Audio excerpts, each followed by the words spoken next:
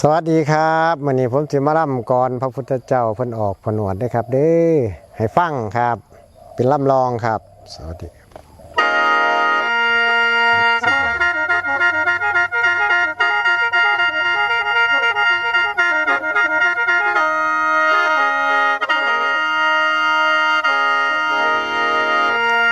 โอ้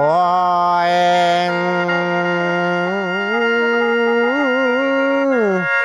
มาบัดนี้มาสิจักเก้ากำปางก่อนโพธิญาณสิทธัตถะกุมารเรียบโลกากวงต้องเห็นแล้วแนวใดทวนที400,000มหากับนับได้พระองค์ใส่ห่วงกำชาติก่อนกำเน่าอยู่ดุจธิดาเทพสัตตาเทวาซื้อเดิมน้ำเขาในข้าวนั้นพระอินทราตัดสั่งยังใจกำบ่แล้วให้บาเท้าเป็นล้วนลงโลกลุ่มไตใส่ศาสตร์หนหลังบาก็ย่อมือนบสั่งลาพระอินฝ่ามาหอดพื้นทวีปใหญ่ชุมพูปฏิสนเขาพระคันทอนท้องแม่นางเสียมายาแมนแท่เป็นแก้วแม่คิงสีสุโธท้าวบิดาพระพอกุ้งกบินละพัดในกวงเนายังนั่งเสถียร10 เดือนได้ถือผ้าท้องแก่คิดอยากไปแวะเยี่ยมยามบ้านนอกเก่าเดิมกรุงวิเทหาก็เริ่มเสื้อเผาองศา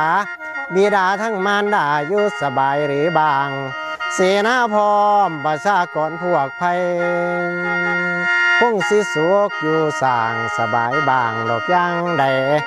ว่าแล้วได้ลาจากสามีลีลาลัดดุงไปมีสาและเห็นสาขาไม่เลียนลำต้นตำเลาะไปน้ำปลากวงขวงเก่งไหลเมยหอดวางเกยสวนอาจอุทยานนั่งเลยผักจอดซ้อในหัน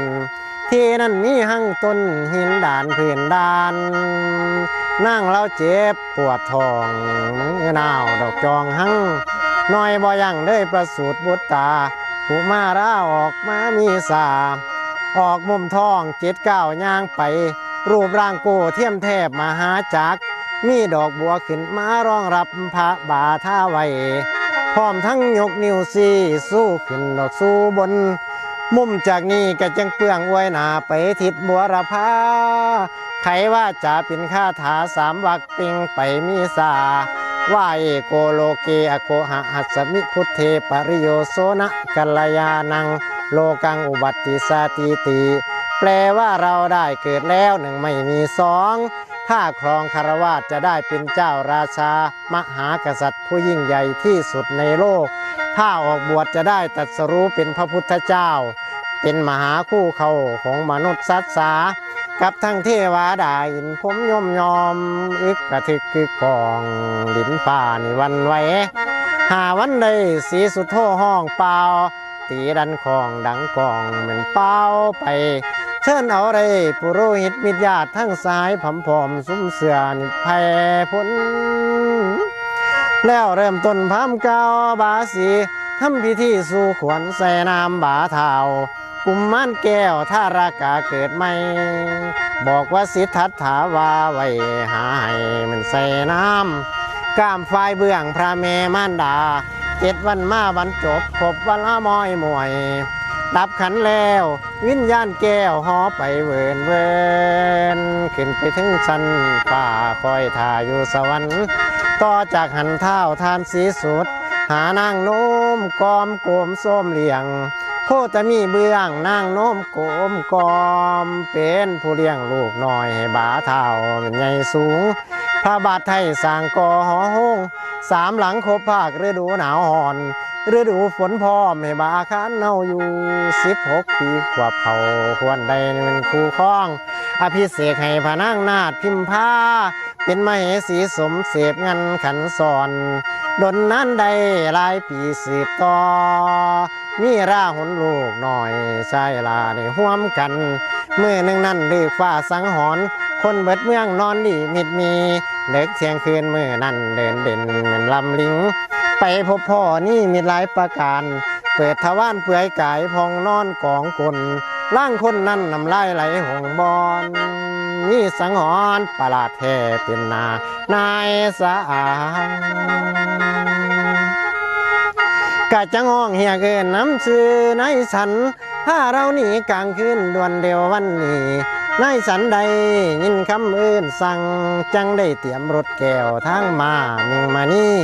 ได้ดีแล้วทุนพระองค์ทรงนั่งว่าละขันทักมาผ้าเท้านี่แลนหันมาทิดจันขามเพ็ญไพพนอมถึงริมส้นฟังอันนี้ซ่อนนำอาสนัยมาผ้าพระองค์พักจอดหยุดอยู่ยังเศร้าไตในห่มโพไขปากต้านจะเว้าต่อสันเราจะตัดเกตเก้าออกผู้หนวดเป็นสงถือทรงเป็นภิกขุเที่ยวไปเรียนรู้ให้นายสันขึ้นบ้านขึ้นวังทูลพอบอกว่าเราบวชแล้ววันนี้ดอกเที่ยงจริงว่าเท่านั้นนายสันตาวขึ้นกลับถึงกลางทางมิงมณีตายจ่อยเหลือแต่นายสันใดขึ้นวังทูลพอว่าสีธาตุบวชแล้วไว้ตนขาจังเต้ามาจังเต้ามาเด้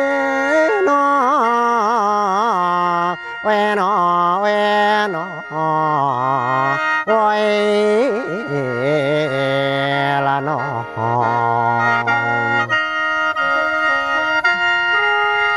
ครับสวัสดีครับขอบคุณครับ